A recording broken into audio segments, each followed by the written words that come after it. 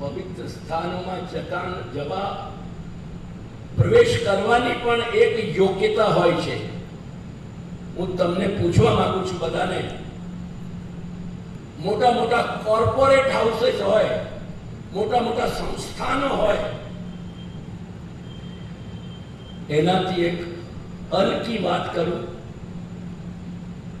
જ્યાં ફક્ત શોખ મોજ માટે લોકો જાય છે. મોલ હોય, તમારું સિક્યોરિટી ચેક થયા વગર ત્યાં તમારો પ્રવેશ થાય છે આજે?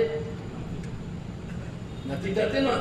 અને મોટા મોટા કોર્પોરેટ હાઉસીસમાં તમારી એલિજિબિલિટી વગર તમે એ લોકોને સંપર્ક કરી સાધી શકો છો, તમે ત્યાં પ્રવેશ પામી શકો છો, તમે એ કોર્પોરેટના એક પાર્ટ, એક ભાગ બની શકો છો. તો કોઈ જગ્યાએ લૌકિક મોટા મોટા સેટઅપ્સમાં, જે મોટા મોટા સંસ્થાનો છે, એમાં દરેકમાં તમને એના નિયમો પાળવા પડે. એક મહાપ્રભુનું ઘર એવો તમને મળી ગયો કે જ્યાં એની ટોમ ડિક એન્ડ હેરી ગમે તેને સડક ઉપરથી ઉઠાવીને મૂકી દેવાય.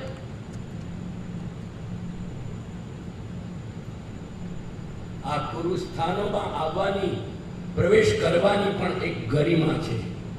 આ ગુરુ સ્થાનોની એક ઇન્ટિગ્રિટી છે, અનક્વેશ્ચનેબલ એક એના અંદર રહેલી એક સદાચારની પરંપરા છે. શું સમજી બેસે આપણે?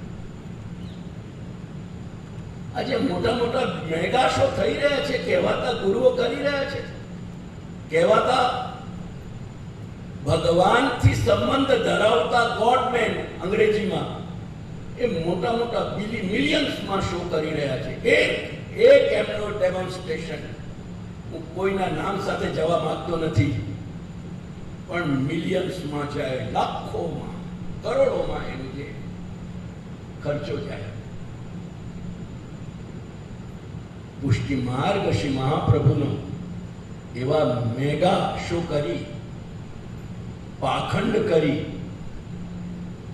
અને ધન સંચયનો, અહંકાર સંચયનો, ભોગ સંચયનો અને વિલાસતાનો માર્ગ નથી.